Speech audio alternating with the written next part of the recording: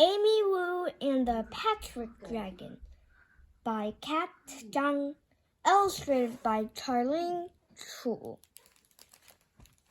Amy loves craft time at school, but when her teacher asks everyone to make their own dragons, Amy feels stuck. Her first dragon has a long, wingless body, stag-like horns, and eagle claws, but her friends don't think it's a real dragon.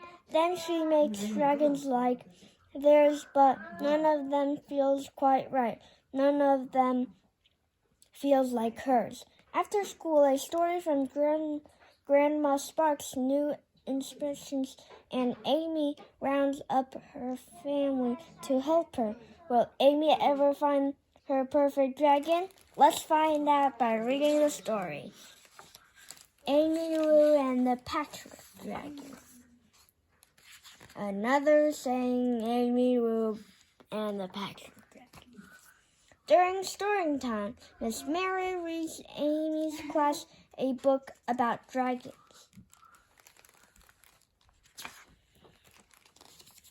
Dragons that hoard treasures.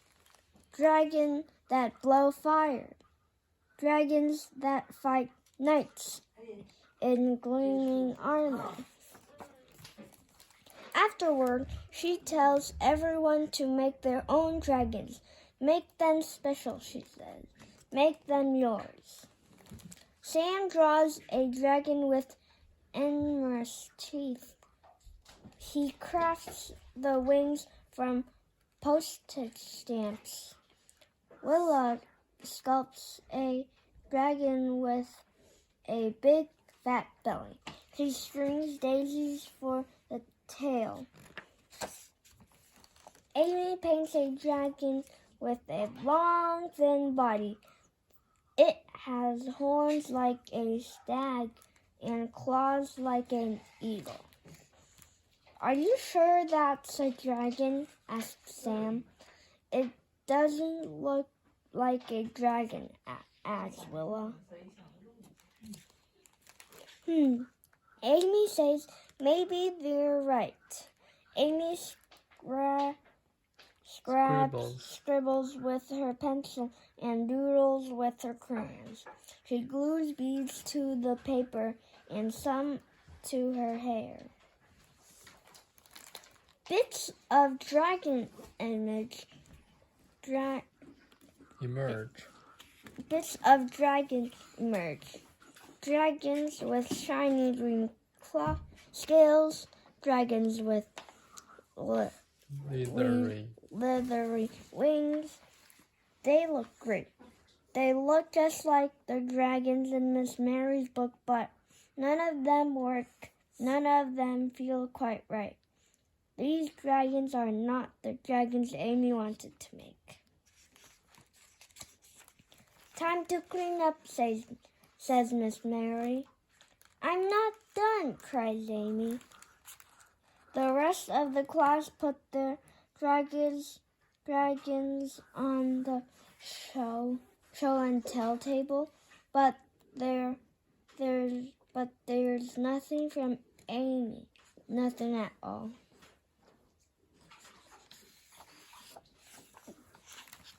Willa and Sam came over after school, but Amy can't even smile. Oh dear, says Amy's grandma.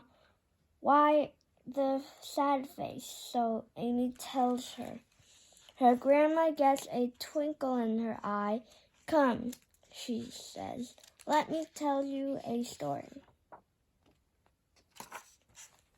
She tells them about dragons that bring down the rain, dragons that are wise and just, dragons that fly without wings. Amy runs to the attic. She remembers where she got the idea for her dragon. She pulls out something red and yellow, something with big fat snout and golden horns. A dragon, gasp Sam and Willa. A dragon, agrees Amy. Amy's grandma puts on the costume's head and puts on the tail. Together, they dance down the attic steps and roar through the house. Maybe you can bring it to school, says Sam. Please bring it to school, begs Willa. Says Amy. She thinks about the dragons in Miss Mary's book.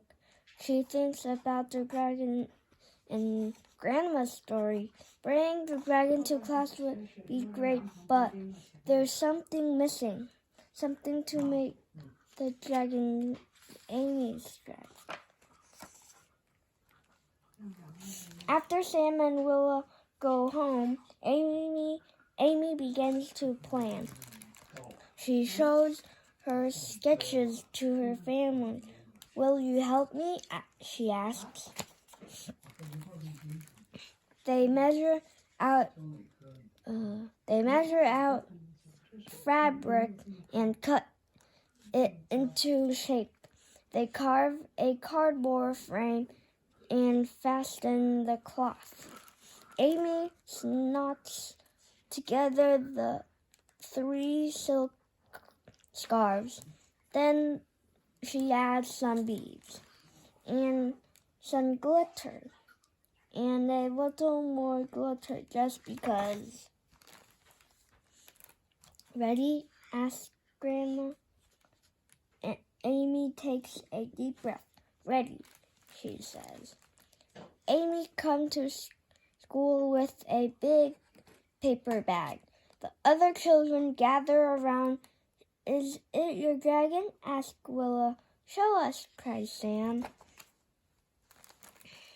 Amy puts on the dragon's head. She invites Willa and Sam beneath the dragon's tail. Together, they dance through the classroom and roar between the desks. Everybody cheers. Miss Mary laughs so hard she can't even breathe.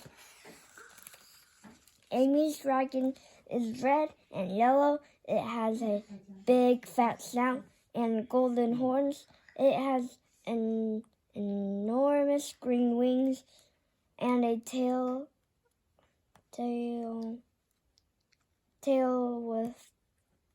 of 3 silk scarves and beads and glitter, lots of glitter. It works splendidly. It feels just right.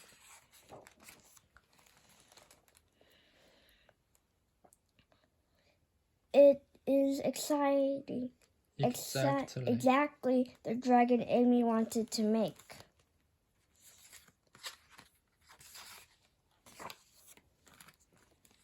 This is the description. You're going to take a picture right now, and you may pause it.